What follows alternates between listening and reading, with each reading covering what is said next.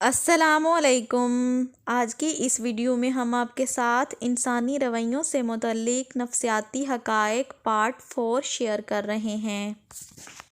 نفسیات کہتی ہے کہ جو لوگ سب سے زیادہ اچھے ہوتے ہیں وہ بھی سب سے زیادہ زخمی ہوتے ہیں۔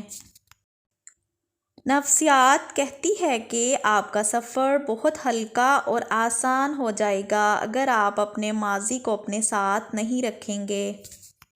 جب کوئی آپ کا نام پکارے اور آپ فوراً جواب دے دیں یا سن لیں تو یہ صحت مند دماغ کی علامت ہے۔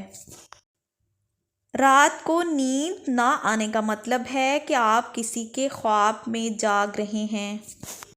جو لوگ زیادہ دیر تک جاگتے ہیں وہ زیادہ تخلیقی، ذہین اور زندگی کے فیصلے میں بہتر ہوتے ہیں۔ بعض اوقات حسد آپ کے دماغ کا طریقہ ہوتا ہے جو آپ کو دکھاتا ہے کہ آپ کسی کی کتنی پرواہ کرتے ہیں۔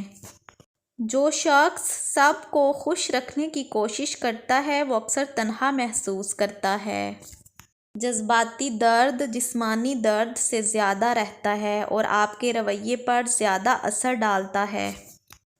جن لوگوں میں احساس جرم ہوتا ہے وہ دوسروں کے خیالات اور احساسات کو بہتر طریقے پر سمجھتے ہیں۔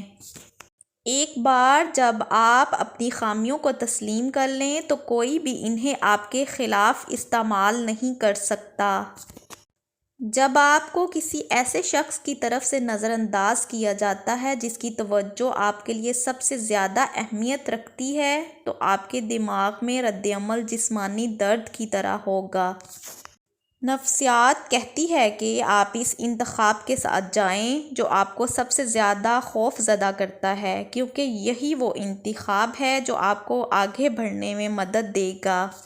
نفسیات کہتی ہے کہ جو لوگ اداس ہوتے ہیں وہ دنیا کو اسی طرح دیکھتے ہیں جس طرح وہ دیکھنا چاہتے ہیں۔ جو لوگ افسردہ ہیں وہ دنیا کو اسی طرح دیکھتے ہیں جیسے یہ حقیقت میں ہے۔